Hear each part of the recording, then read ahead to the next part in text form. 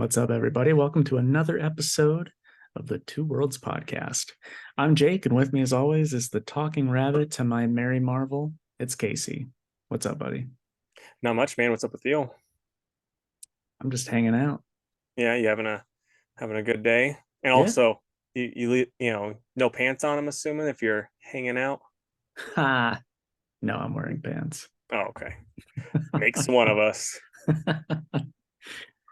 We actually, for once in several weeks, have a ton of news. So dude. let's You kind of like came out of nowhere with this news because last time I was on, you didn't have this much in there, and I was like, well, gonna be more bullshit from old Casey. And then I come on just now. I'm like, wow, you're killing it. yeah. I don't know, it's just nice to see something, Had to Yeah. had to put it all in. So but I think you might still have one more than me if you want to go ahead. All right, sure. I'll start with this. Mighty Morphin Power Rangers Once and Always, a standalone 30th anniversary special will premiere April 19th. It'll reunite some of the franchise's most beloved Rangers. Like I know for sure the Blue and Black Ranger the original Rangers will be there. I know Pink Ranger is not going to be there, and I don't think the Red Ranger is because I'm pretty sure he's in jail for tax evasion. So, and then I don't Also, I know. don't think the Green Ranger will be there. No, he won't. I'm hoping they do something though, like to honor him. They will. But yeah, because I mean, well, here's the thing though. This the From what I've heard or from people have talked about, it sounds like the Rangers, at least the Green Ranger, is gonna be in it as the stunt double type thing. What they Uh what they do from there, like maybe no speaking lines, maybe just be like a flashback type of thing, since it is stock footage a lot of time, might be that type of stuff.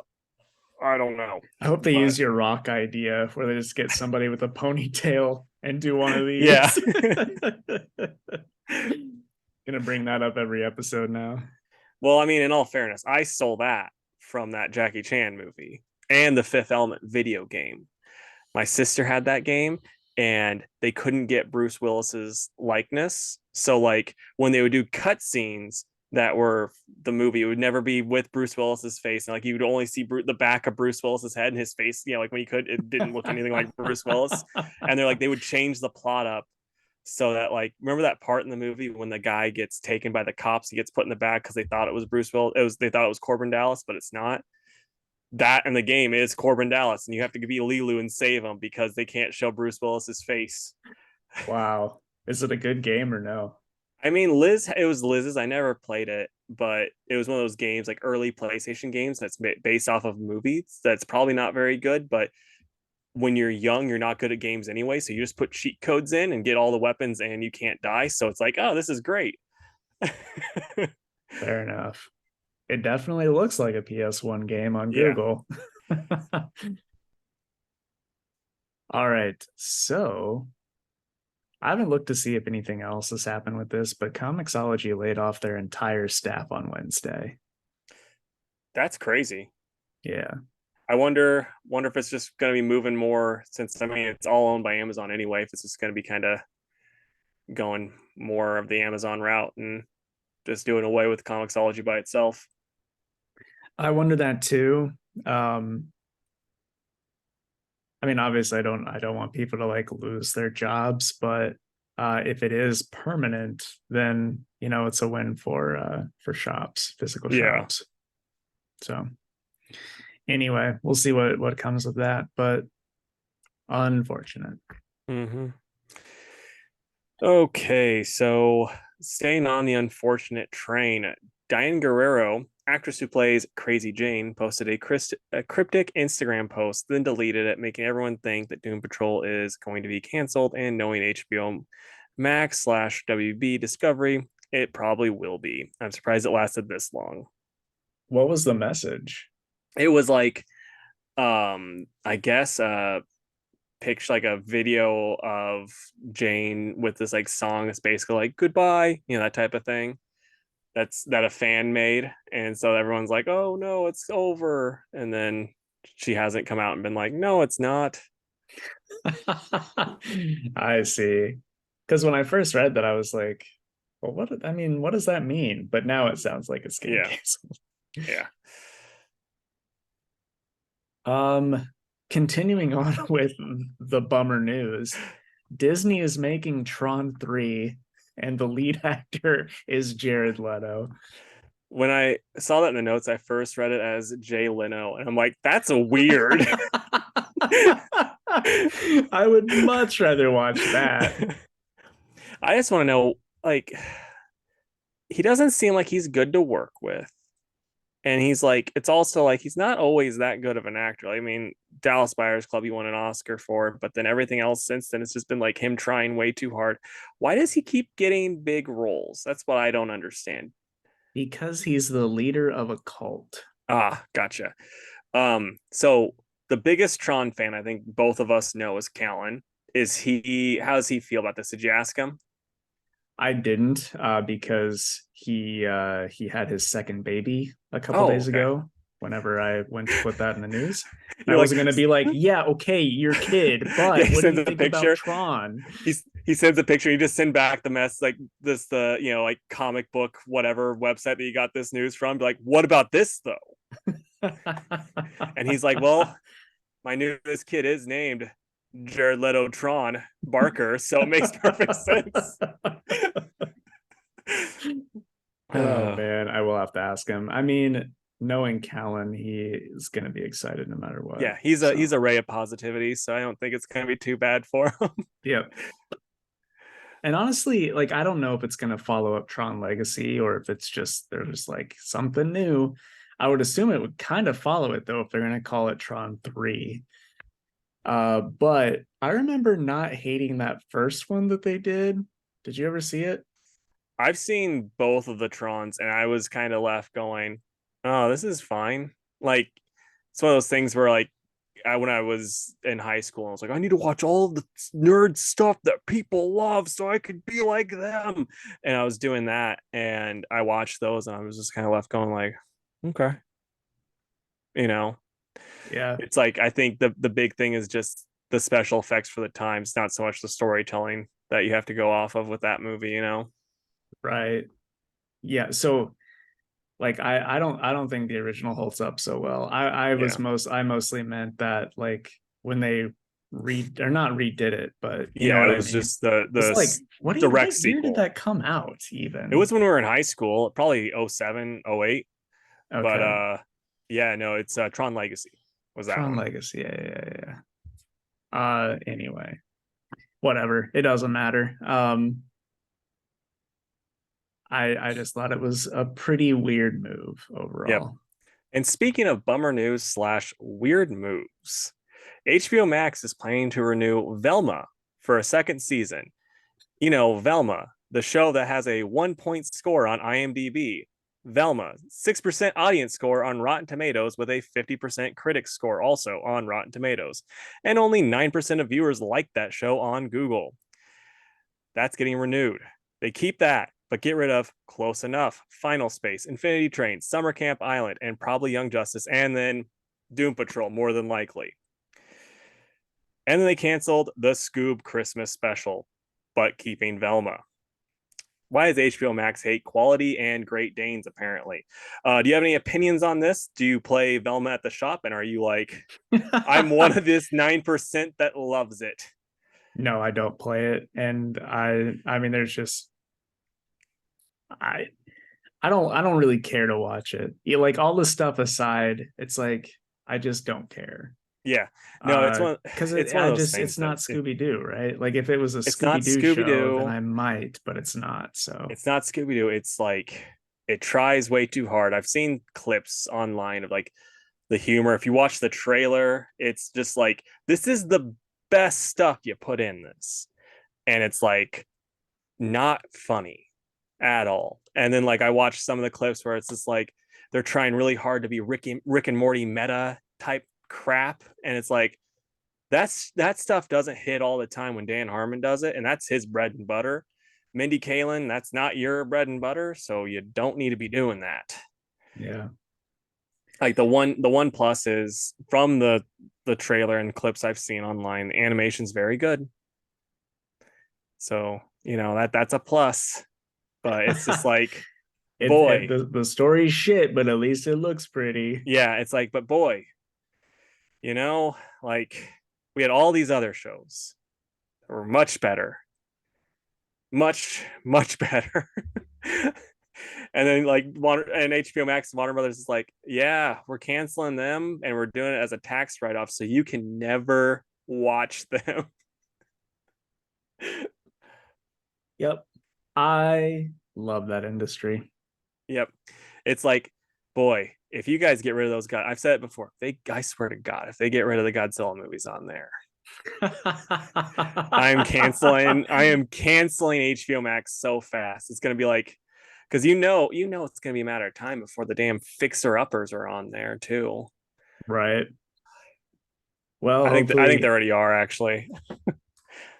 hopefully that day doesn't come and Godzilla stays forever. Yeah. All right.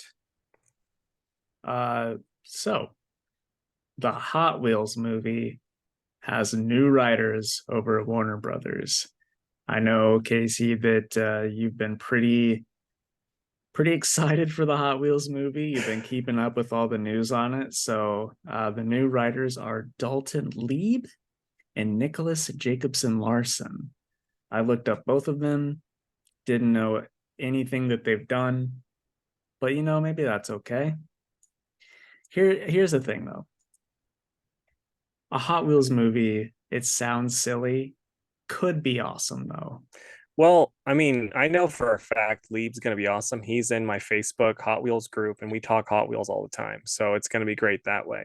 Because, I'm a Hot Wheel head, apparently. Yeah. But, but no, I mean, it's our buddy Clint has a Hot Wheels game that me and him were playing one day. And it's so dumb and fun. So it's like, if you just do dumb and fun, it should work. Have Vin Diesel be the voice of one of the cars. Yeah. Here's a fact that I don't even know if you know this about me, Casey. When I was a kid, I had a huge Hot Wheels collection, Nice. like hundreds and hundreds of them Yeah. Did you have in one of those? packages. Oh, shoot. Like it was a legit collection. I was going to ask if you had one of those big wheel things that you could put all them in. I had one of those for my loose ones, but uh eventually I just stopped caring and sold them, but I had a couple of pricey ones in there. Yeah, you're gonna be so pissed when that movie comes out and those ones skyrocket to the It's been moon. it's been so long I couldn't even tell you. You're gonna be like, "Oh, the big wheel blue guy. Oh, it's now worth thousands." Okay, so Mark Hamill revealed he's never gonna voice the Joker again after Kevin Conroy's passing, which not surprising. He's also said before he's never gonna voice him again. After doing I think the Killing Joke. Yeah, So, I mean, it's not surprising. It's still too bad. Miss Kevin Conroy. agreed. Um, I'm sure everybody's seen this at this point, but Jason Momoa went on Instagram Live a couple days ago and said that his meeting with Safran and Gunn will bring really great news. So everyone's like, okay, guess Aquaman is staying in the old slate. Yeah, because he talked about like there's a lot of different people that are speculating different things because he also went on and he was like, yeah, I'm always gonna be Aquaman, blah blah blah, and all this other stuff. But then there's people that are like, he can say that just like Michael Keaton says he's always gonna be Batman. They're like, we have the multiverse now. They're restarting everything. He's probably not gonna be Aquaman. But then I read a thing today where he said that he's like, I might just be in they might do an Aquaman 3 and I'm pretty darn dramatic, so maybe it's gonna be dramatic. So I mean, like, I think he's just What? yeah. I think the big thing with because like they asked him if it's gonna be more comedy based, and he's like, I'm pretty dramatic. So I think he's just trying to be a little bit more like aloof about it because he doesn't want to spoil anything. I'm still thinking he is gonna be old Lobo because it's like it doesn't make sense for old Gunny to be like, I'm getting rid of a bunch of these guys and keeping these other guys. Like if he's gonna do like, don't New 52 this basically. Like just Right. if you're gonna reboot it, proper reboot. I think it'd be funny, and I was thinking about this today, if they recast all the original Justice Leaguers though as the crime syndicate of Earth 3. I think that'd be really fun. That would be incredible. I mean, I I don't get I it. don't think they'll do that, but that would be so cool. I don't think they could either. I don't think, getting them all to come back and do that would be a thing, especially Ezra. Why? I mean, he seems like he's But got his shit together. yeah, and the execs love him, so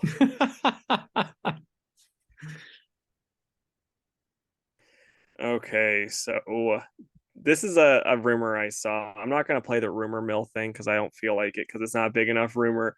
But Jennifer Lawrence is rumored to return as Mystique for future MCU projects. I'm not buying that at all. I think that's just a load of crap on a slow news day. But that's something So, that's going around. okay. Not the deaths matter in anything, but as one of the few people that actually liked that last X-Men movie, she died in it. Yeah. I mean, my guess, and this is what I'm thinking, if they do anything with her, which I don't think they will, because I from the talks of things, it didn't seem like she cared too much to be Mystique because it's like I don't want to sit in a chair and get blue makeup on me for 4 hours, which fair enough. But my thought is she might show up as a cameo in Deadpool or one of these Secret Wars or something like that because it sounds like they're gonna be pulling in all the cameos for the Secret Wars movies. So she might show up that way, but I don't think she's going to get like multi Mystique movie. I don't think that's going to be a thing. They'd sooner just cast Jennifer Lawrence as someone else. Right. And also, I don't know of anybody that's like asking for it. I Yeah, think most people that I talked to, they were like, yeah, I don't want any more her as Mystique. yeah. It was a bad casting choice because it's like she's very likable, and it kind of jumpstarted like that, and Hunger Games jumpstarted her career pretty much. And it's like, boy, if Hunger Games wouldn't have happened, those movies would be a lot different. Yeah, that's true. And she is a good actress. I'm Yeah, just kind of like sick of seeing her in things. yeah, and it's not even that. It's just I don't want a Mystique movie, No, especially not a Mystique that's like kind of a good guy. Like Mystique's kind of a scumbag. So if you're making Mystique like the good plucky hero, I don't want that at all. nope. And we're gonna get that before we get Channing Tatum Gambit? I don't think so. Dude, I saw this one rumor that you might think is funny. Channing Tatum might show up in the Deadpool 3 as Gambit. that that would be hilarious. I still don't want him anywhere near that character, but Yeah, you also can't take that movie seriously. yeah. It's like because there's lots of rumors going around like Chris Evans being in it See, as Human Torch and all this type of stuff. So it's like take it all with a grain of salt. But I do. I don't buy it at all because it's really clear that he's still super salty that that movie didn't happen. So I don't yeah, think he would, as a joke, play the character. yeah. All right. The rest of my stuff is comic news, and we are a comic book podcast. So, Dynamite is doing like this line of Disney villains comics, and they've been doing lots of Disney stuff. Like Darkwing just came out, Mhm. Gargoyles came out. So this next That's one so is, weird to me. By the way, just like you think it'd be Marvel. dude, who knows? Who knows how the rights Yeah, works? Even who is it? Is it IDW or Dark Horse does the, I think it's IDW, yeah. does The the the one kids Star Star Wars. Wars Yeah, comics. it's So so I don't it's so know. odd. Anyway, the next one is a Lion King Scar comic. It's going to be written by Chuck Brown, who is a decently Hmm. big name, and the art will be by Trevor Fraley. So If anyone's dying for that Scar miniseries, then contact your local comic shop. Boy, am I not gonna do that. But I do have a little bit of comic book news that I'll talk about too. We're getting a mini Wolverine Ghost Rider event by Benjamin Percy and Jeff Shaw. It's going to be 4 issues. It starts with Ghost Rider Wolverine Weapons of Vengeance Alpha #1, and then continues into Ghost Rider 17 and Wolverine 36, then concludes in Ghost Rider Wolverine Weapons of Vengeance Omega.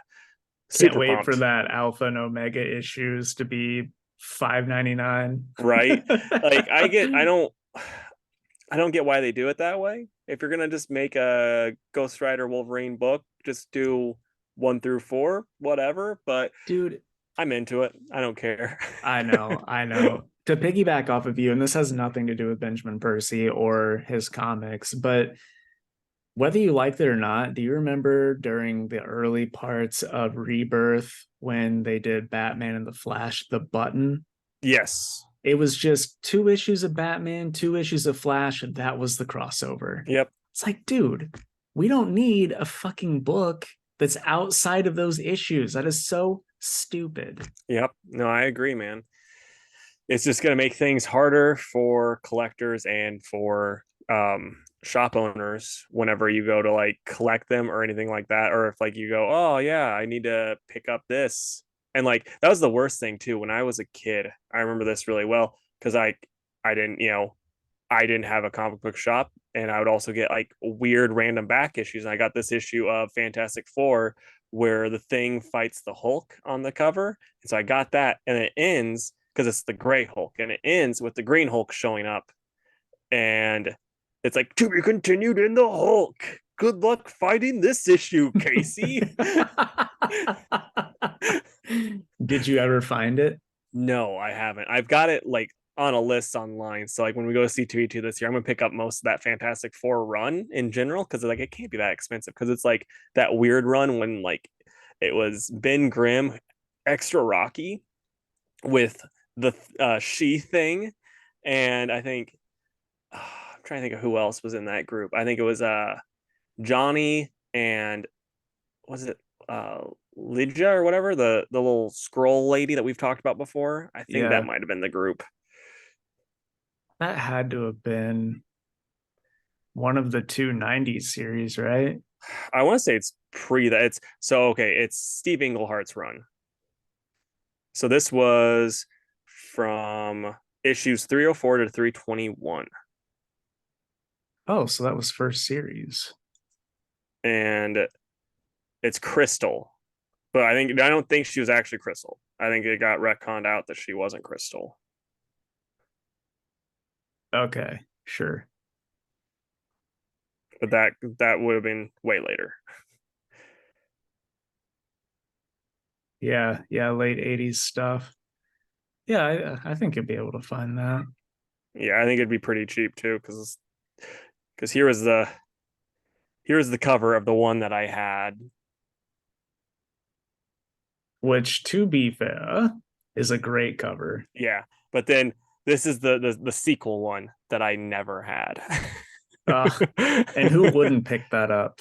Right. So if you're listening to this and you're like, boy, I have issues 304 to 332 of Fantastic Four just lying around and I want to give them away to my favorite podcaster, Casey, feel free. I will gladly accept it. We'll make you a plaque. We'll let you be on the podcast. The highest of honors. All right, moving along. Uh Speaking of Ghost Rider, actually, Casey, we're getting a Danny Ketch Ghost Rider miniseries in May. It's going to be written by Howard Mackey, who, if I remember right, co-created the character, and then art by Javier Saltares. So if there are any Danny Ketch fans out there, apart from my business partner, Mike, get excited. Now, I have to ask, is this an actual like in continuity series, or is this just like another one of those things where it's like, these 90s nerds need their own. Okay. It's like everything Peter David's doing right now. Yeah, I gotcha. That sucks then. Which, I mean, it does, but people are loving these series. And, if it sells comics, whatever. I know. It's just like, as someone that reads Ghost Rider, I'm not going to be like, oh, I'm a huge Ghost Rider fan. I can name all of his albums. I'm not that level, but I like Ghost Rider and I like Danny Ketch. But I want Danny Ketch in the main books. I want to read Danny Ketch stories now. I don't want to be like, well, let's go back to in the 90s when he was, first coming around instead.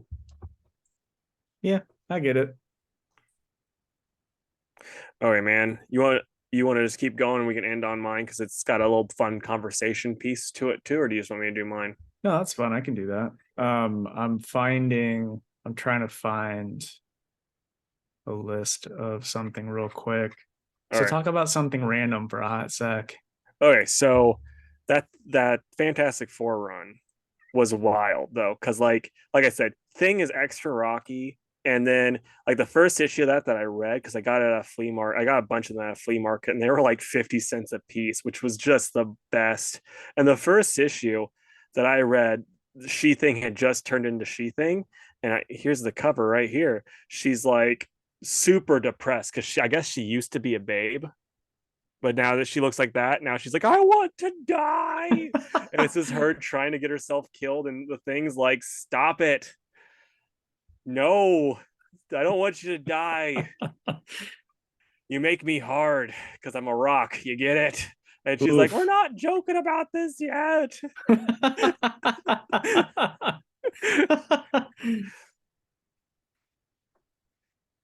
But yeah, no, it was a crazy run.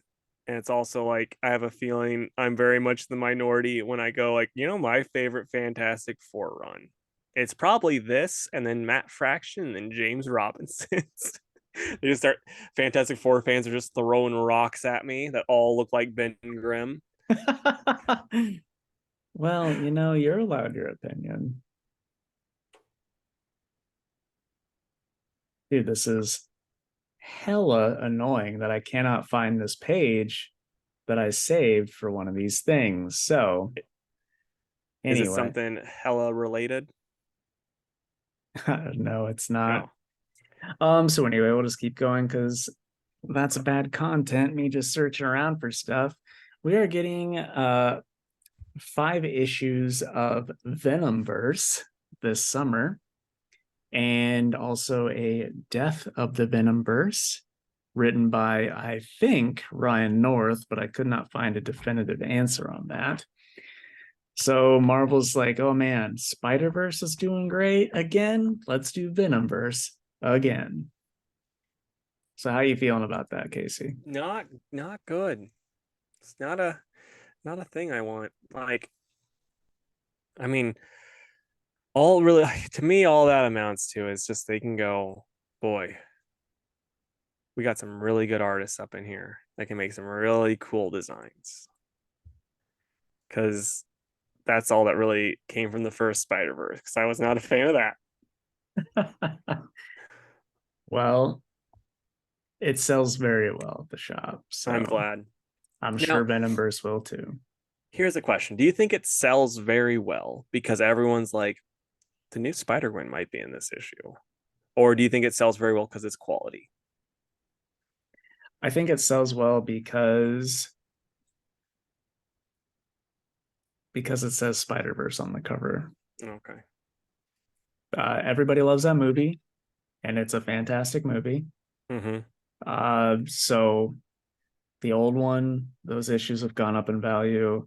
And then anytime they do a Spider-Verse event, even this current Dan Slott Spider-Man, just called Spider-Man, has to do a Spider-Verse stuff. It's selling well, even though there's no way it's that good because it's Dan Slott.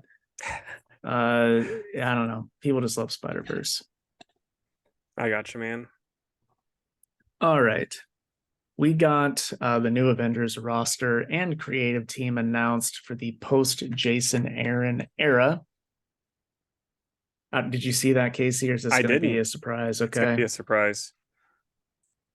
So the creative team is Jed McKay, which I approve. Mm-hmm.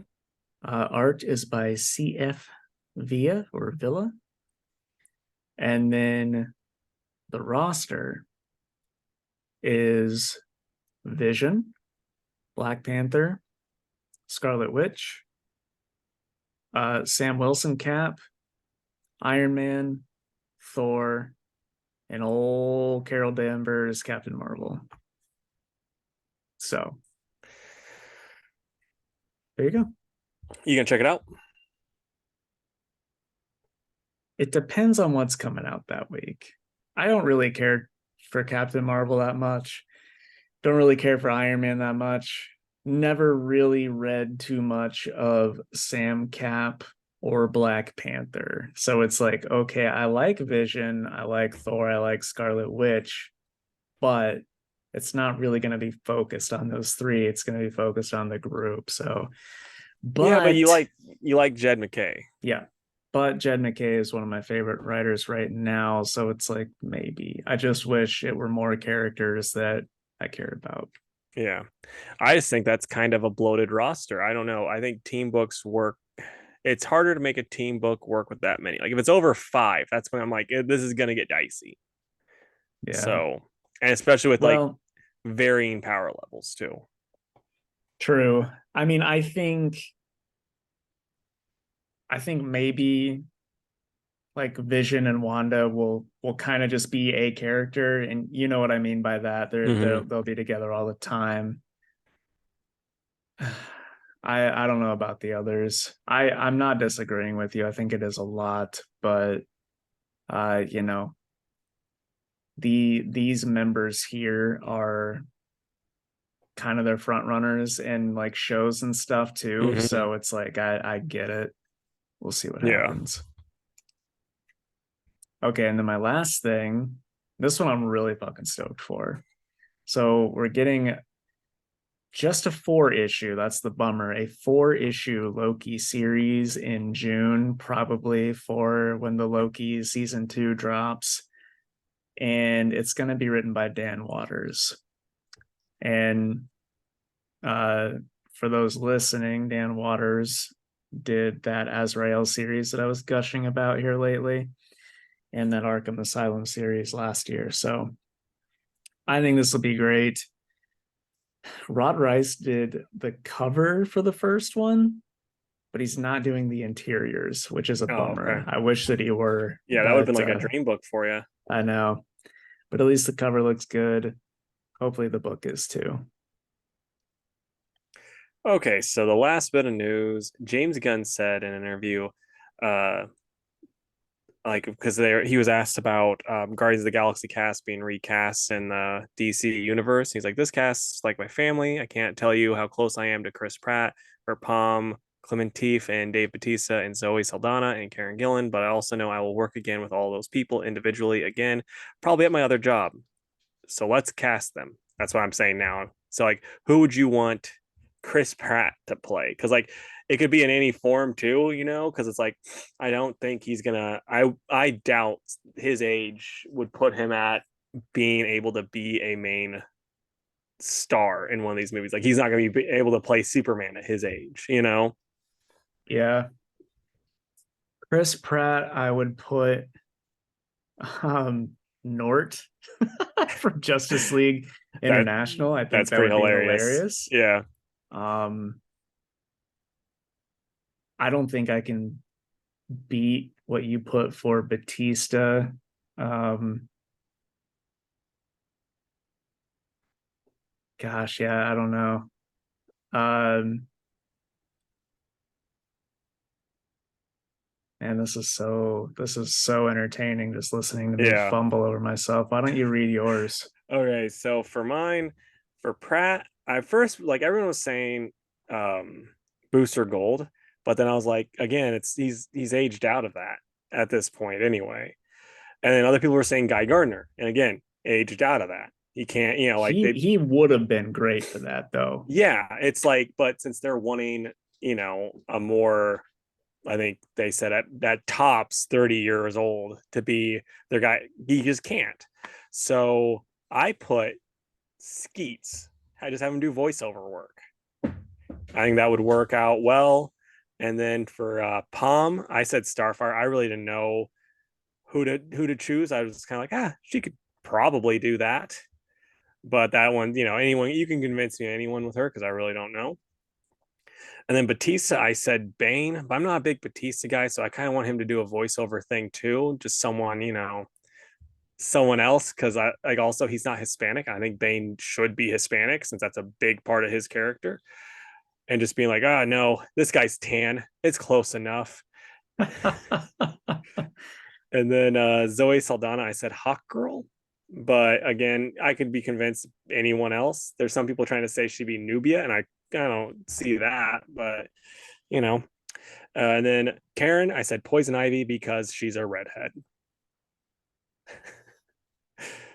Oh, that's a good casting right there. So I think they'd have to be bad guys though, for sure, if they're going to be in, or like a voiceover, something smaller, because it's not, I don't see them being a mainstay at their ages for what they're wanting, allegedly. Right. I see what you like. I like Zoe's Hawk Girl. I think an argument can be made for Nubia because Nubia is just going to be Queen of the Amazons and not really have too much as far as action goes. And Zoe, I think, is like mid 40s. Yeah. So I think she could do that, just, stand around, be the queen kind of thing. And if they do an action scene, it's CG. But yeah, I'm having a really hard time with Palm. I have no idea for her. But I really like what you did for Chris, Zoe, and Karen. I think those are great castings. Well, James, give us a call. We can help you get your family back in. No problem. Yeah. Also, please give us a Chris Pratt Nort because that would be amazing. Have Dave Bautista be the Green Lantern planet. Oa. Yeah, and not Oa. It's like because there's it's like Mojo, right? No, not Mojo. It's something. And then here's another one. Then Palm can be Mogo, yeah. Yeah. And then Palm can be, I'm gonna keep it all Green Lantern now. Palm can be the like the little Green Lantern lady that Ganthet was banging, that they became the Blue Lanterns because Ganthet was clapping her cheeks, and they were like, the other Guardians were like, get that out of here. And he's like, I've got hope. I don't know if that's exactly what happened, but I'm pretty sure. Yeah, it's definitely pretty close. I think that's what Jeff Johns wrote. I don't remember. It's been a day or two. And he used the term clapping those cheeks. Yeah. It was in the little, the thought bubble part. He's like, I'm clapping them blue cheeks, them Smurf cheeks. It was the chick. She had like blonde hair and elf ears, right? No, that's a Green Lantern. That lady was this is like some of the creepy Hal Jordan stuff that people will bring up when they want to say he's a creep, because that character was like 7 years old. Oh. And then she's like, I can age myself up since you don't want to bone me when I'm 7. And so then she got older. Then Hal's like, hello.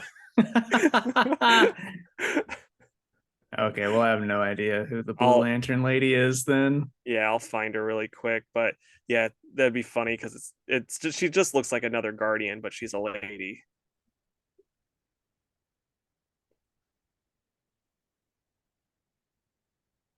And yeah, it's like Ganthet's girlfriend, basically. Good for Ganthet. Yeah. I mean, he's got it. Like, he couldn't be the normal, couldn't be the one, he had to be getting something because he's got the long hair while all the other ones look normal. Sure. You know what I'm talking about? Yeah. He's got the ponytail, and here she is. It's a bad picture because I had to zoom in on her. Old Baldy. Yep. That was worth the wait. Absolutely. Anybody want to see half of the character? Just check out the YouTube. Anyway. All So right. tell if you're listening to this, tell us your casting choices. Oh, speaking of, dude, we had a YouTube comment this Oh, week. did it say Glad that you said family? that. Because if it said family, Well, that was one of them, but I think that might have been you. it was. All right. This one comes from Eric. He says, had to add my picks from your Fantastic Four topic. For me, it was the first time I read The Killing Joke. Some years later, I did a reread, and I kind of get it better. The big ones with me are Jonathan Hickman's Avengers and X-Men runs. I shouldn't feel like world building takes priority over character development, and I shouldn't have to read a comic like a textbook to understand everything that's going on. So, you know what? Yeah, Fair enough, Eric. Fair enough. yeah. No, I really like Hickman's Fantastic Four when I read it. But then I was like, oh, this Hickman guy, he's really good. Then he did that Shield book. I'm like, what the fuck is this? And I was reading his Avengers, and again, I'm just like, I don't like this. And I didn't even try his X-Men because I was just like, I have a feeling this is gonna be terrible too. I'm not terrible. Like I can see why people like it, but not for me. I think is gonna be the better way of putting it. Yeah. Just the utter look of distaste when you were like, Shield, what the fuck is this? Yeah, it was one of those things where like I was like convincing myself like, no, I love this. This is so good. He's so smart. But now I look back, I'm like, he's just getting caught up, getting lost in his own ass is a lot of it. All right. Well, thank you, Eric, for chiming in there. We do appreciate it. So now we're gonna take our ad break and then we'll review some comics. So we'll be right back. All right, man. Only thing I wanted to say, I don't know if you had a topic, but the new Fire Emblem came out on Friday, and it's pretty fun. Nice. Is it just turn-based still? Or are they ever okay? Because I've never Yep, played one. yep. It's a turn-based grid style tactical RPG. I don't think I've ever played a grid style RPG either. Yeah. What's that? What's that? Oh wait, I have played a grid style one because I got this game on PlayStation. It's called Kaiju Wars, I'm pretty sure. And so like as so like it's basically like you're on a map together, and so like your movement is also a move too, not just your attacks, correct? Yeah. I just pulled it up now to see. I yeah, the angle is not the same as Kaiju Wars, but yeah, I definitely there are similarities. I got you. Yeah, no, I figured Fire Emblem's gonna be more back and forth. Like Kaiju Wars is just the kaiju's trying to destroy the spot. Stop it. Right. No, that's cool though, man. I mean, I like that kind of gameplay. Because it's kind of like chess where you got to map out a few moves and it's not all happening in real time. So I like it. I like it. I haven't unlocked, like, as you go through the story, you find out who all the other like older characters that you can bring in are. And I haven't gotten through all of them yet, but the ones that have shown up so far, I'm a big fan of. So they did a good job of picking those older heroes. Probably a lot of the Smash ones in there, right? Yeah, but there's also like ones from the NES games and stuff too, which is pretty cool. Right on. It like the I've got the Japanese version of one of the NES ones that was um gosh, 3C 776. And then there was another one called Genealogy of the Holy War. And Leaf is the main character in one of those games, and he's one of them. So it's just like, and I'm glad they're not just using like all of the Three Houses ones that just came out and then like the DS ones and then Marth, you know what I Yeah, mean? So they're doing a nice job of mixing everything up. I think it'd be fun if there was like they're like, oh, and now like one of the DLCs. Because this would be very much like in Mega Man X where you can learn the Hadouken. You go to the house, it's the house of mushrooms, and you can play as Mario. Like that would be sweet as hell. That would be funny to see him running around with these Yeah. guys. Or like even better yet, it's Toad. Right. It's like ah. I would love to walk six squares up to Toad and then run a sword through him while he's going. It's just like it's like you can't kill me. Ah! You're like holy shit. Oh man. Anyway, that's all I wanted to say. Is there Yeah. any topic that you had?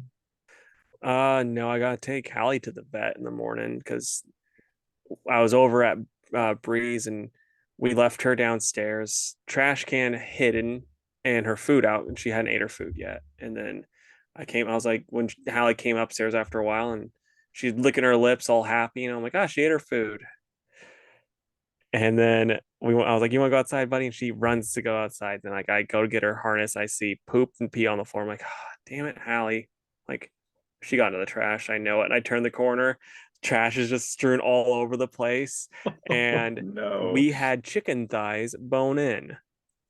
Hallie had the bones. And so today, when I was walking her, she's had diarrhea like since we got there. So I wasn't too worried about her diarrhea. But then today when we got there, she pooped once and like there was fragments in the poop. But then the next time she pooped, there was blood. I'm like, oh, we're going home early, bud. Yeah. So then she's got the vet appointment first thing in the morning tomorrow. So that's fun. Little idiot. Well, I hope that she passes them with minimal damage. I don't really know what Yeah, happens there. I I'm hope it sure it's hurts not though. going to be great. Well, I mean, like reading online, which is probably not ideal. They're like, yeah, it could be fine or they could die. So I'm like, The same could be said of anything. yeah, it's just like, okay, well, that's something. Definitely what you want to hear. Yeah. It's like, I'm hoping the first one. Gosh. I feel like I had something to add to that, but I guess not. I don't think it was going to be something genuine, but now I can't think of what it Yeah. was. Anyway, so Sonic Mad Lib, Yeah. we got some good laughs on last We week's. did.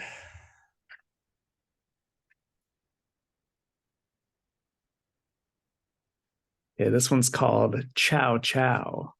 Ooh.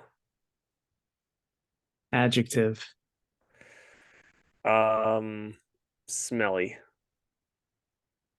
one of your go-tos. right? Noun,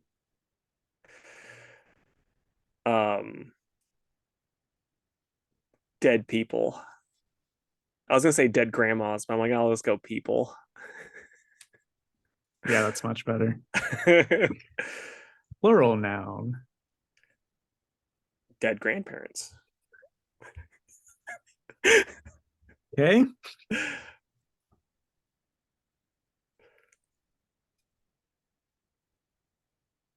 Adjective, Um, fast. plural noun, Um, sperm. adverb,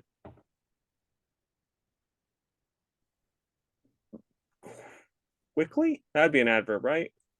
yeah, Okay, cool.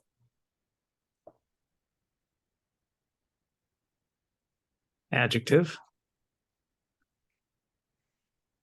Hmm. Hot. plural noun, Sphincters.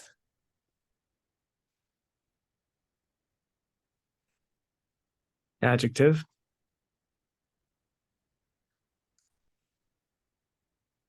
Uncomfortable.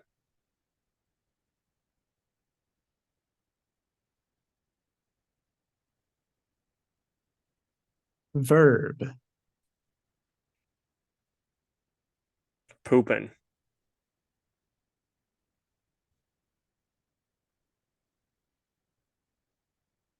That doesn't work. Pick another one. Oh, okay. Coming.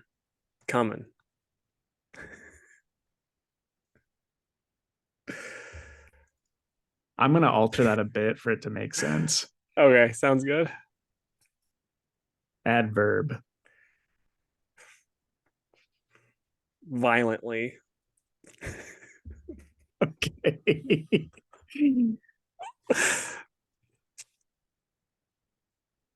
Number. 69. Ah.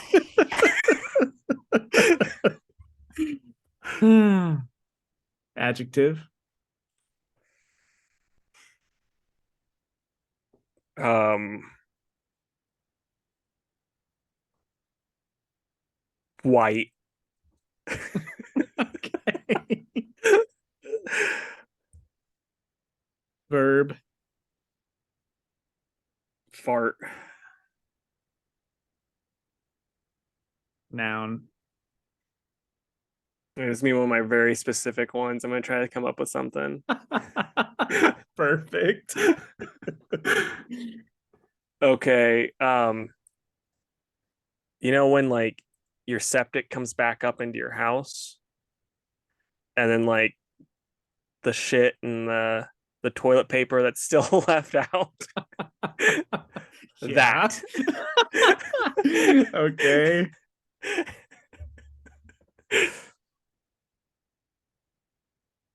Um, whew.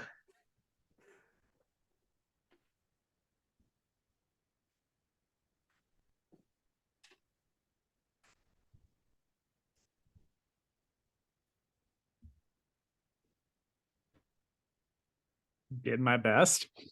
Adjective. Happy.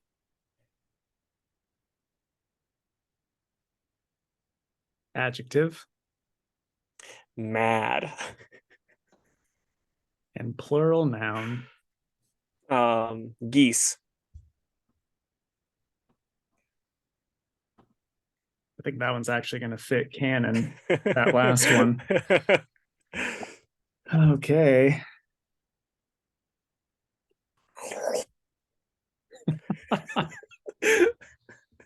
All right, here we go. Chow chow.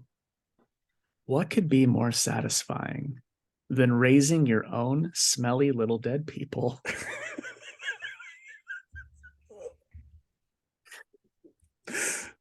Many find that these adorable little dead grandparents make the best pets. The chow come in many different forms and can be found hidden away in their many vast gardens with clean and pure sperm where they live quickly in innocent bliss.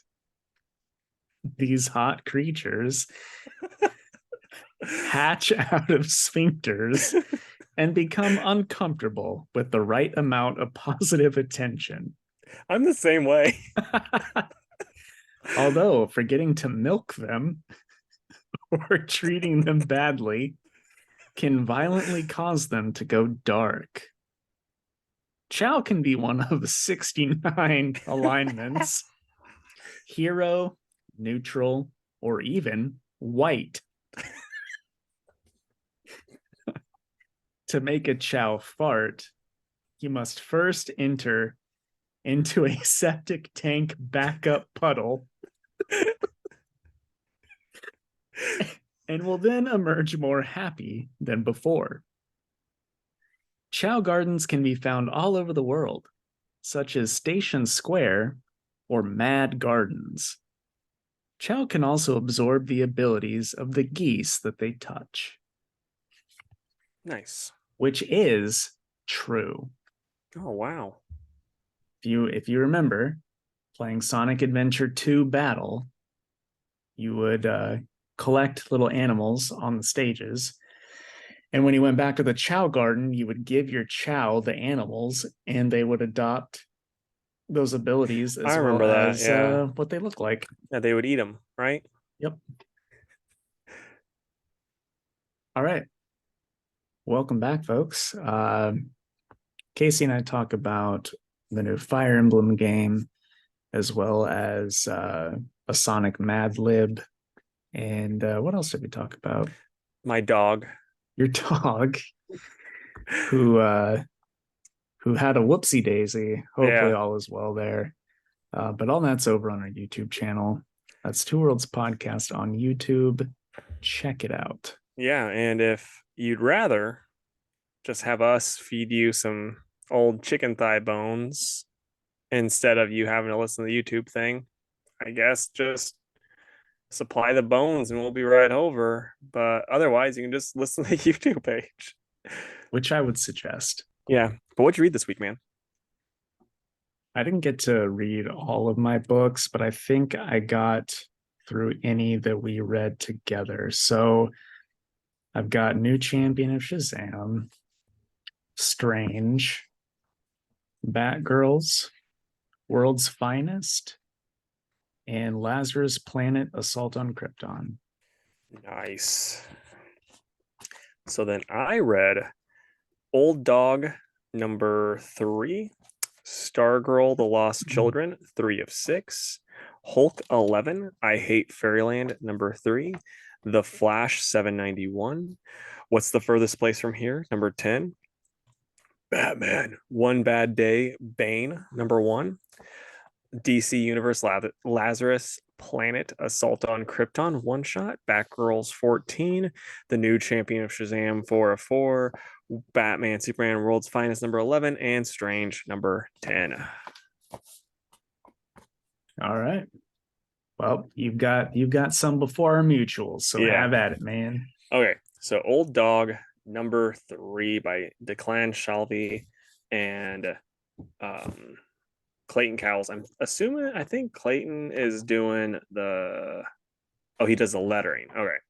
But this was probably the best issue so far. You got the main dude going to see his old handler in Russia that he was, double agenting for and stuff. And it was just a really good spy thriller type issue.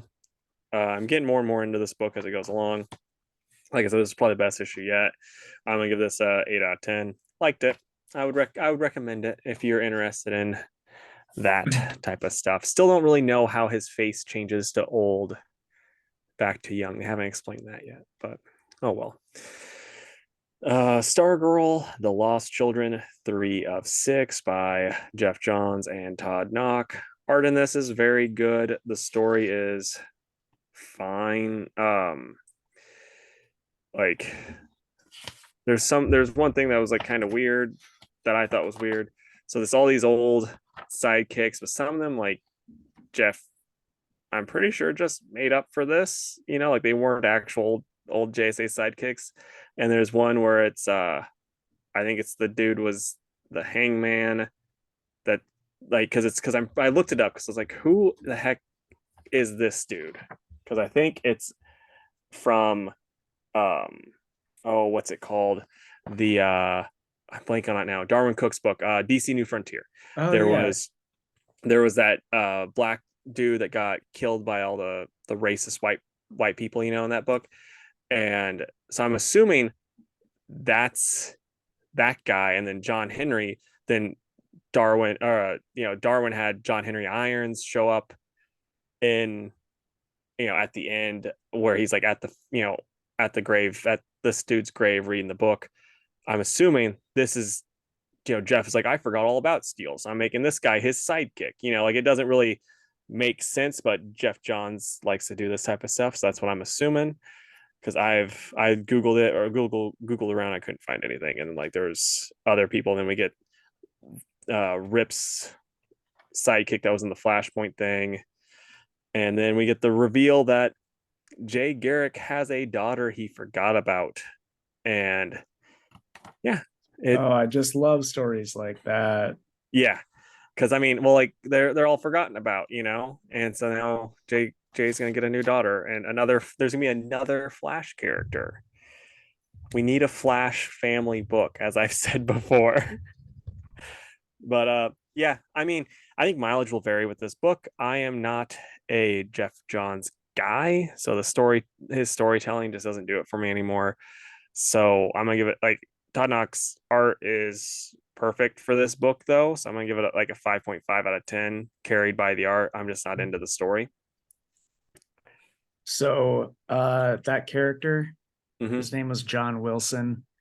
He became the steel driving vigilante John Henry to squash the KKK in Tennessee. That's all that I found out about it. Okay. So So it's I was trying to find like a superhero name, but it was just he went as John Henry.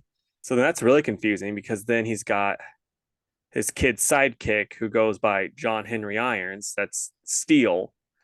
Again, it's Jeff Johns. Yep. Okay, now we got Hulk number 11, and this is by Ryan Otley. Um, this felt off big time. Like just the way the art's still awesome, but the way it's written, it just felt very off.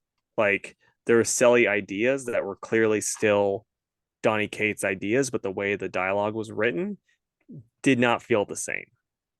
It felt like a completely different tone, like or way it was written. It was like it was written by someone who hasn't written comics as long, and so like they over explained with the bubbles of everything that was going on.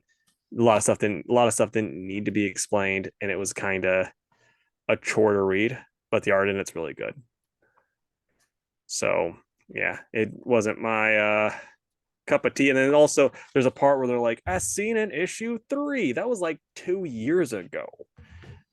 Even though it was Right. only, eight six or 8 issues ago, it was still like 3 years ago because this book took forever. So yeah, it's just it didn't really do it for me. I'm probably at a 4 out of 10 on that one.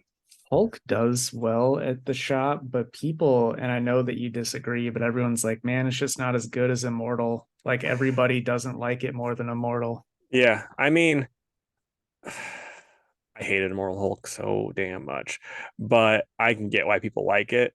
This one, it's like I liked when Donny Cates. I didn't really love when Donny Cates first took over because he was just ignoring all this shit that happened beforehand, and I hate that too. But yeah, it's just this is just kind of like really dumb, and I don't know. It's gonna get when it gets wrapped up, it's gonna stay pretty dumb. Like at least with Al Ewing, he had 50 issues to do 40 issues too many, so he could really explain stuff. Yeah, for sure. Okay, so next it's I Hate Fairyland by Scotty Young and Brett Bean on the art. And this is just more fun I Hate Fairyland stuff. I mean, this is like very much a Gremlins crossover. She gets the thing that's supposed to lead her out of hell, and it's this like little animal thing. It's like, oh, don't let it bite you. It takes on it. It can't help with what you want after it does that, and then it'll take on your look. And then it's like, oh, look at this. It's took on her, on her form because she didn't. They said that part right after. So they're like, well, whatever you do, don't give it booze. And then she's giving it booze, but right as they said it, and then like when she does that, it coughs up a bunch of things and like hairballs that are all evil because they're called Gertlins. And then those ones start drinking booze and start doing the same thing, and then they just start killing people. And so they all team up to try to kill all the Gertlins, and it gets to the thing, and the guy is like reading the instructions, and all the Gertlins are like there's just too many of them, and they're like, well, the last thing you can do is kill the original one because the original one's nice. It's like basically the gizmo. And it's like you can kill the original one and all the other ones will die. And so like it's looking at her all scared. And she's like, I have to kill it. And then they're like, oh, but you can't do that, right? She's like, I mean, it's like Gert, come on. You couldn't possibly. And like here's the picture of the little Gertland, the good one. And then it cuts to them just walking away. All of the Gertlands are dead. And they're like just looking at her like she's a fucking monster because she killed the little girl. So this book is a lot of fun. I'd recommend it. I think you would enjoy it a good bit. I'm gonna give it I'm gonna say 8.5 out of 10. I liked it. Then Flash 791. So this is Real one quick, minute. Casey, You were like, Jake, this is a good jumping on point. You should read it. I went back in over the weekend. It sold out.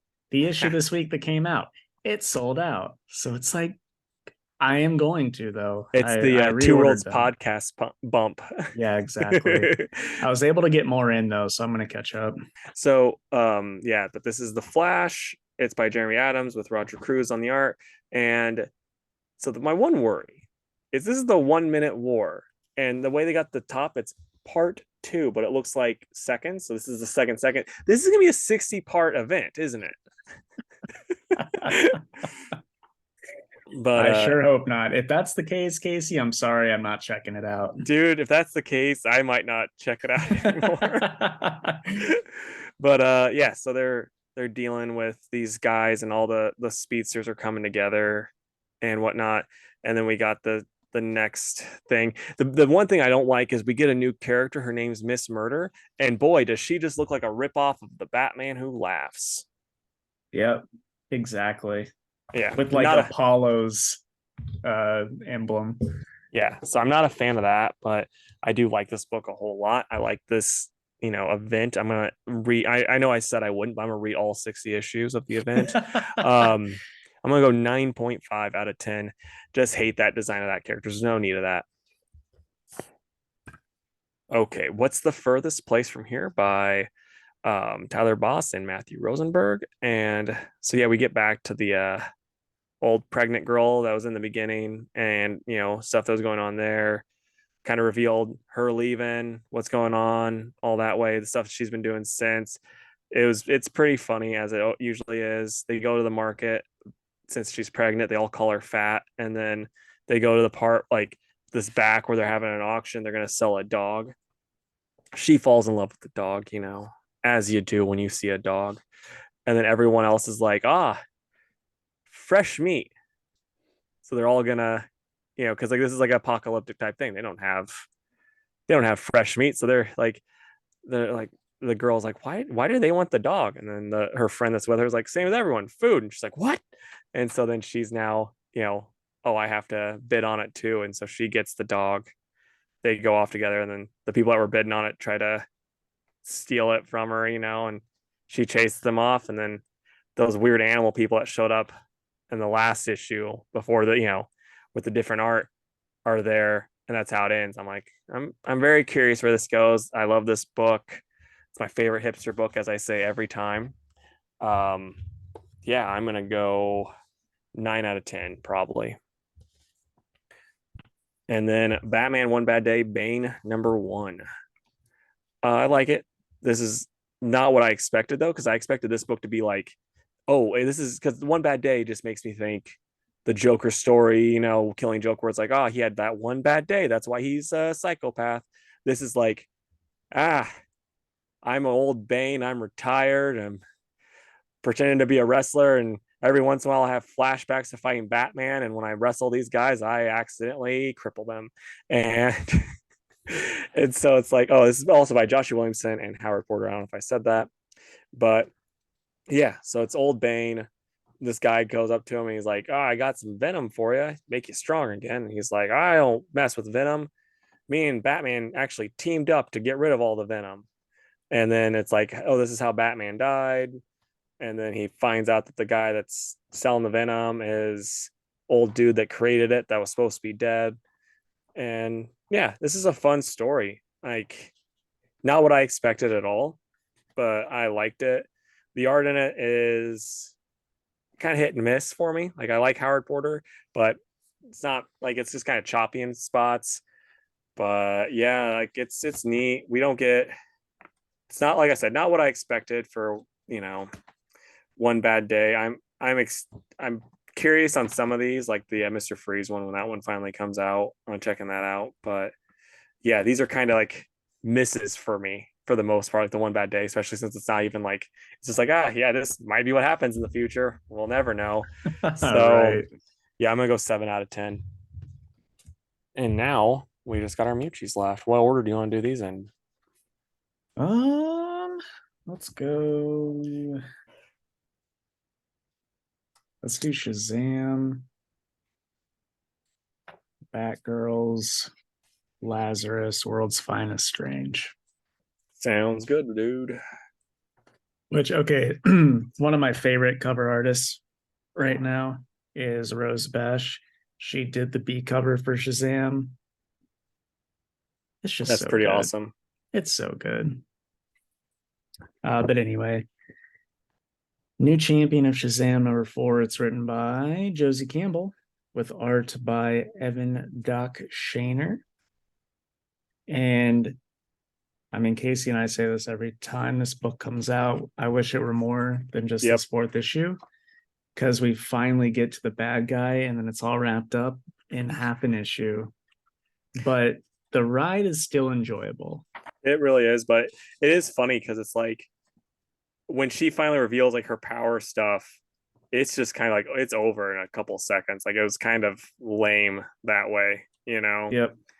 But it's still so good, and the art's so perfect. Yeah, it absolutely is. The only thing I was curious about, why, so at the end, when like the stuff with Billy happens, she grabs the rabbit and flies off. Why does she grab the rabbit? Because it is just a rabbit. I mean, he was a magic rabbit because he got empowered with the Shazam stuff, if you remember, because that's why he could talk and all that Well, stuff. I do, but it's like still, I'd be like, you stay here, buddy. You know what I mean? I don't know. That's whatever. Yeah, I mean, talking animals are just cute. It's true, but I'm also afraid that it might die. Ah, he'll be fine. It's a comic book. One Probably thing that like sorry, go ahead. no, one thing that annoys me though, and this is like just something stupid that, but every time I see it since I was a kid, it's always annoyed me. She picks up that big old piece of ground. She doesn't have tactical telekinesis. She can't do that. That would just crumble apart around her. Like when Superboy does it, yeah, it makes sense. He's got the tactical telekinesis. Gladiator can do it. She can't. Superman can't do that stuff either. Always annoys I didn't realize that was one of your pet peeves. me. It is because it's just like that's not how that works. Like that's why they wrote that in with Gladiator because he's just he would do that stuff all the time. You're like, oh yeah, it's because that's part of his power, but she doesn't have that ability. It's got that tactelly. Yeah. But what would you rate it, man? Like an 8.5. I'm It at was solid. it's like it's an 8. It would have been a 9 if it was given more time, and I blame editorial 100%. Josie Campbell and Doc Shaner did so like such good with what they had, but giving 4 issues for this, it just wasn't enough, and it was rushed in that way. But yeah, no, they killed it, and I wish they could have more. Me too. If anyone needs like a cute, fun, like all ages fun book, check it out when the trade drops. Absolutely. And what would you rate it overall? The all 4 issues? Um, Probably like an 8.5, I think. I'm probably gonna go overall like a 9, even though it was rushed at the end. It was still super good. Yeah. Okay, so Batgirls 14 by Becky Cloonan and Michael W. Conrad with Jonathan Case on the art. And holy crap, art is fantastic. Yeah. It's Oh, Francavilla mhm. clone. Yeah. By the What'd way, you before we get into it again, the B cover by Art Germ. It's real Nice. good. Mm-hmm. So anyway, what were you saying? What did you think of this issue? I thought it was one of the best ones yet. Same here. Like it's these type of stories are so dang tricky as far as working because this issue is for those that are listening that didn't pick it up. This is like a very little dialogue book. She actually doesn't say anything. It's just there's a part when she reads Steph's note, and that's it. And it is very good. It's hard to do storytelling this way and make it work. Yeah, I mean, I really, really liked it. There was wasn't much to complain about with this issue. It's just really good. You have a really great artist making the stuff look good. And yeah. Also, Steph's letter to Cass is so wholesome. Um, I don't know. I don't know how to explain it. It's just like it's just one of those emotional. This is everything that I wish I could tell you in person, but I can't. So I'm writing it down, sort of things. And man, it just makes me really appreciate their friendship that much more. Yeah. No, and it shows how similar they are while also not being similar at all. Mm-hmm. And it's just really good. I like this a lot. Where are you at with it? Oh, 10 out of 10. Same. It's my pick of the week. It's also my pick of the week. Look at us. It really is that good, though, people. All right. Next is Lazarus Planet Assault on Krypton by a bunch of people. Um, yeah, first up, we've got It's Gone Dark by Nicole Maines and Skylar Partridge. Casey, any thoughts on this, like the Dreamer stuff? Uh so like it did a really good job because I know nothing about Dreamer because I quit watching Flash, but it did a good job of actually like I mean, it over explained in my opinion, but it did a good job of like explaining everything. Like, oh yeah, this is what she can do. This is what's going on. Like, if you're not reading any of the other Lazarus Planet stuff, this is this. Like it does that well. But I, I don't know. I just wasn't into it. Like I said last week, I was like, oh, I'll pick up all these Lazarus Planet tie-ins, and now I'm like, oh, I'm regretting it. I liked seeing um Khaled, but we don't get much of him. Yeah. So I'm hoping that we do eventually because he is a fun character. But anyway, then moving along, we get a Superboy story, and that's by C.S. Picot and Scott Godlewski. Um, this one I wasn't feeling too much. Like there were good parts to it, but overall I like the first one more than I like this one. I like the art in this one more though. I'll say Yeah, that. yeah, for sure.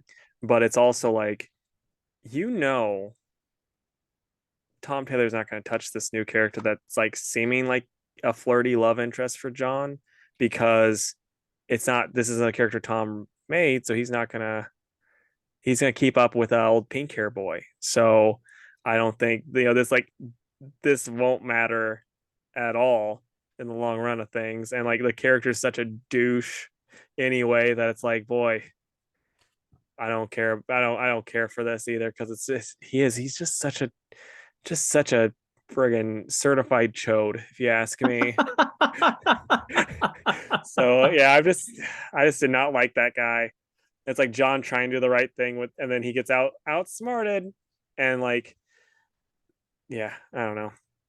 It's pretty stupid because it also just doesn't work too. Because it's like, oh, if John wants to, if John likes this kid and they decide to start dating, and then when he goes, oh, my name's, like from what happened in the last issue of, I think it was Action Comics, he's like, oh yeah, my name is John Kemp, by the way, and the dude just has a brain hemorrhage because, man, Lex Luthor did that thing with me, Manchester Black. He's like, oh no, I killed my new love interest. Maybe that's how Tom Taylor deals with this new Yeah, character. I mean, he does love killing people, so maybe it'll happen. Yeah. All right. The next one was, in my opinion, the best story in the book. It's called Breakthrough. It's written by Frank Barbiere with art by Sami Basri, and it's a Lex Luthor and gosh, what is her name? Mercy story. And this was pretty cool. It's just Mercy, killing some big mutated wolves, and that's pretty cool. What do you think of it, Casey? Yeah, see, I actually didn't care for this one. Yeah, okay. I want to know continuity wise because normally I have the editor note, but it really just seems like they're just trying to make sure that she gets powers, and they were trying to show her off, because it's like Lex should be in prison. In the last issue of Action Comics, last time we saw him before Lazarus Planet started, he got put in prison. That was like a big, big point of that issue. And then like with this one, it's like, surprise, he's not, which is like, yeah, he's Lex, but still, that was like a big, they made a big point of that. So it's like you need to kind of at least say, hey, wait for Action Comics 1050 to figure out why, like that type of thing. So we can at Right. least, so that was a bit annoying. And then it's just like, yeah, it's some pretty cool action scenes, but yeah, I don't know. It just didn't do much for me. But Well, this whole issue, honestly, didn't do much for me. agreed. I just liked it more than the other two or Yeah. three stories because at least there was something cool going on. All right, and then the last part was Deus Ex Magica by Leah Williams and Marguerite Savage. Art is freaking amazing. Yep. Um, the rest is okay. It's Yeah. just more setup for Action Comics. So Yeah, there's nothing about this that I would be like, oh, this is really bad. I mean, I get annoyed, and I'm glad that they kind of stopped halfway through, where it's just like more of the Power Girl feeling bad for herself nonsense. Like that always gets old, because it's like, I like it when she's like, she knows how awesome she is, versus just being like, I don't know, I'm not Supergirl, what am I? That type of nonsense. And like they started doing that, I started rolling my eyes, and then I'm like, oh yeah, now there she is being cool again. And then we get right. Lilith, who just has the coolest costume, and like the Agree. art makes her look even cooler. So, that's really cool. But yeah, I mean, I'm interested in seeing the Action Comics, but this didn't sell me on it at all. Yeah. I'm gonna give it a 4. 1 point goes to the fun Mercy, kicking wolves' asses, and the other 3 points go to Marguerite Savage's art. Yeah, I'm just a 3. Like this is very skippable. If you were like, I'm gonna wait on what the 2-year-old boys say about this book, just skip it. It's Yep. not worth it. Does not mean anything to Lazarus Planet, Yeah, it really doesn't at all. except Like, that Dreamer is now involved. yeah, like we might get a thing where Dreamer shows up with the helmet of, Fate's helmet, and she's like, hey guys, I'm here. Here you go. And they're like, thanks, Dreamer. And it's like, to see how Dreamer got this, see the salt on Krypton. And then double asterisk, or don't. Yeah, it's like that's really all you need to know. Okay, so Batman Superman World's Finest number 11 by Mark Waid and Dan Mora on the art. Okay, dude, what'd you think of this? I thought it was pretty neato, man. Same here. I loved it. There's like one spot that I'm going to give it a criticism, and that's, this kid from a different reality who had just been tortured by two supervillains because Batman and Superman weren't good enough at their jobs to save him in time, gets mad and says he nearly kills one of the guys that was torturing him, and then says, hey, I'm gonna kill him. And then they're like, this kid, we gotta take his powers away. And they get really close. And also, Aqualad's supposed to be his friend, and he's like, no, it wasn't, you were really gonna do it. It's Yeah. like, shut up, you He's like, hey, tit. everybody, fuck this guy. Yeah. It's like, I'm the only one that's allowed to be a guy with black hair around here. And Dick Grayson's like, what? And he's like, shut up. And so, yeah, he's just like, Superman's just like, don't worry, I'm going to take your powers away from you, kid. We'll have you see a shrink after. It's like, what are you doing? You know what this reminded me of?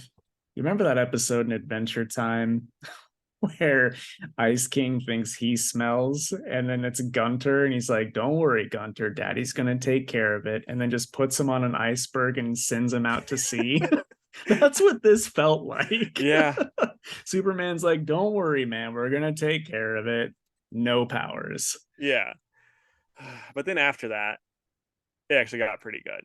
Yeah. It was just like that was Also, very how dumb. good is this page? Oh, it's amazing. Dan Moore is just a fucking treasure. Yeah. But and like, I still want to get what dang old Aqualad's doing, where he's just like, oh, hey guys, he was being serious. He was gonna really do it, I swear.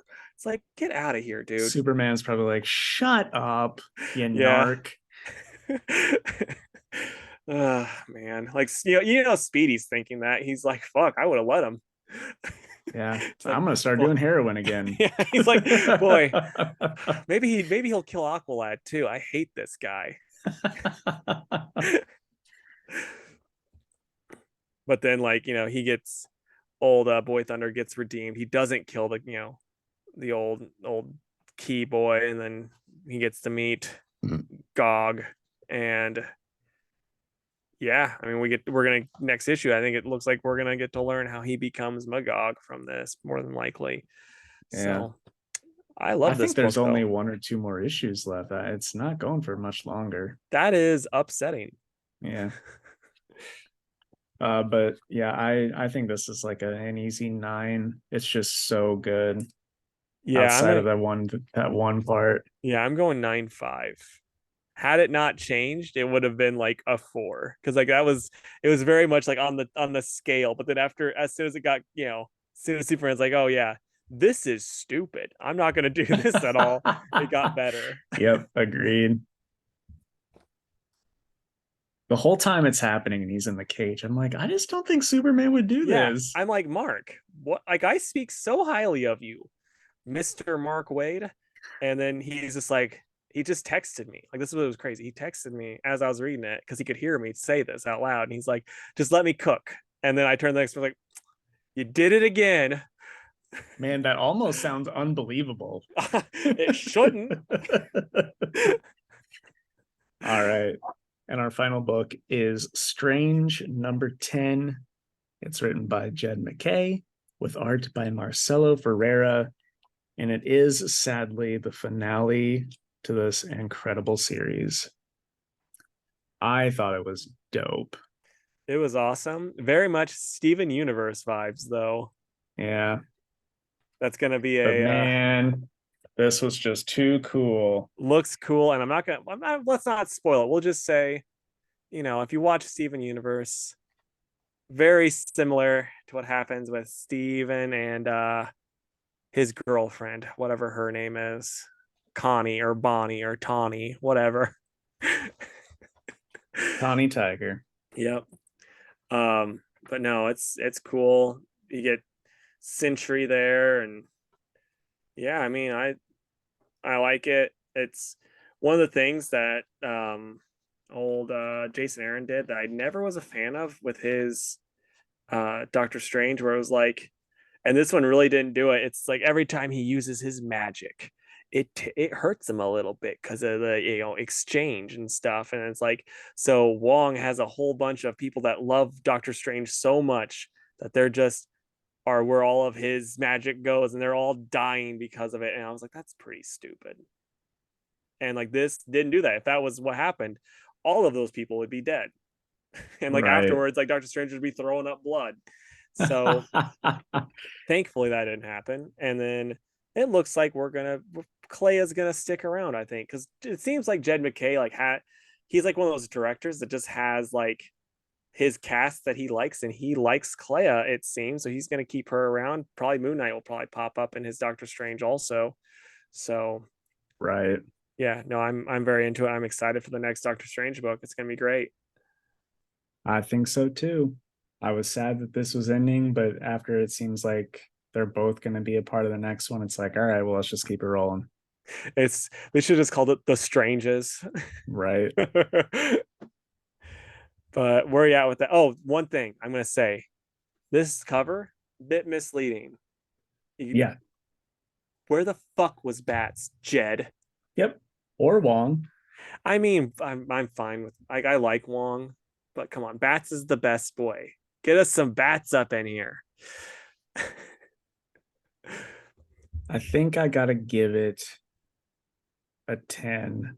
I just didn't like it. It wasn't as good of a 10 as Batgirls Yeah, was. yeah. I'm gonna say 9.5 just because Batgirls was better in my opinion, but it's still super good. Yeah. And the whole series was that good. Yeah. Um, I'd say the whole series, like, be a 10. If you have someone out there that's like, I really just want a fun, like a really good story, I would be like, yeah, read this. It's really good. Doctor Strange fan or not, I feel like Yeah. anyone would like it. All right, man. What are you excited for the coming week? Um, I'm gonna say Dead Boy Detectives 2, um, Witcher, Ballad of Two Wolves 2, and I want to say one, but I know it's on your list, so I'm gonna skip it. And I will Punchline say Gotham game? no. We'll keep the twos. I'll say JSA 2. All right. Well, I'm gonna say Saga. I'm gonna go TMNT Last Ronin Lost Years, and then Tim Drake Robin, my favorite book of all time by my favorite writer. No, I'll probably say Hitome. I'm loving that book too. So Yeah. okay, man, Fantastic Four time. Mikhail Hanine posted like some basically his JSA roster on Twitter, and he had some character redesigns. So like it kind of changed up the design of Wildcat, which I'm not. I think Wildcat's design's perfect. I don't think you need to really do anything to improve it, but it was the newer Wildcat, so it's a different design. She looked fine. Like I liked it, but still I liked the original Wildcat. But he didn't touch Alan or Jay. He learned from Jim Lee's mistakes. Those are just perfect costumes. So I want you to like give me four more characters that you're like, these costumes you can't really make better. Sure. Uh Thor. I think no, like even that original one holds up throughout the years. I and this is all like I think my list differs from what I think a universal list would be. So just for Jake, it's gonna be Thor, Stephanie Brown, Batgirl. I love that mix of black and purple. I think it looks sick. Nightwing, I Yeah. think that's always looked amazing once they got past Disco Dick. And then Spider Gwen, absolute chef's kiss of a costume. Yeah, 100%. Um, for me, I'm gonna go Doctor Strange. I think that's just timeless. It works no matter what. Um, I'll say I think Booster Gold. You can't really top that. Like that works so well for that character. Yeah. Um, trying to think of some 90s Cyclops. Every costume after the Jim Lee costume, trash in my opinion. It's like that 90s one, so stupid. Don't get me wrong. Pouches everywhere. He's got that weird face mask thing that's like open, hair out, but then like covers the sides of his face. What's that? Why was that a thing in the 90s? And why does it look so good? Everyone had it, dude. Yeah. Everyone Next had guy on it. my list had it too. Gambit. That Ooh, good 90s one. Gambit costume, perfect. Stuff after that, it's like been fine, but it hasn't been as good. Like he peaked with that costume. Yeah, for sure. And then one I'm just tossing in that's just perfect to me and no one else, Thunderstrike. While we're on the 90s kick. Dude, 90 like Thunderstrike Thor with that beard was amazing. Yeah. Well, that's because it took Jack Kirby's timeless costume and made it good. Like, but because when proper Thor came back, and it's like, yeah, let's make him kind of like a weird stripper.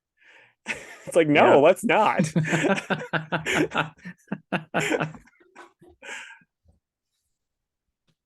All right. I think that's the end of the episode, huh? It is. All right, guys, closing plugs. If you would, please go to facebook.com/2worldspodcast and give the page a like. You can also follow us on Twitter at 2_worlds_PC and on Instagram at 2worldspod. You can email us at 2worldspodcast@gmail.com. And if you would, go to our YouTube channel. That's 2worldspodcast on YouTube and subscribe to the channel. Leave us a comment about what you think would be the most timeless or perfect costume. Be more creative though, because like we could have easily said, "Oh, Batman, Spider-Man, Spider-Man, Superman." Superman. So tell us some creative ones that you really like. Be like, Captain Atom, I think he looks really cool, which he was on my brain, but I was like, I want to go a Marvel route. Yeah. And real quick before we wrap it up, we recorded a new testing room D&D episode over the weekend. Ooh. So I don't know when exactly it's coming out, but it's going to be soon. I just want to get it fresh in everyone's minds. Excited to listen to that. Yeah. All right, guys, we'd love to stay and chat, but I have to grab Casey, put him on my shoulder, and fly off to save Billy. So we'll see you next time. Bye, guys. Bye.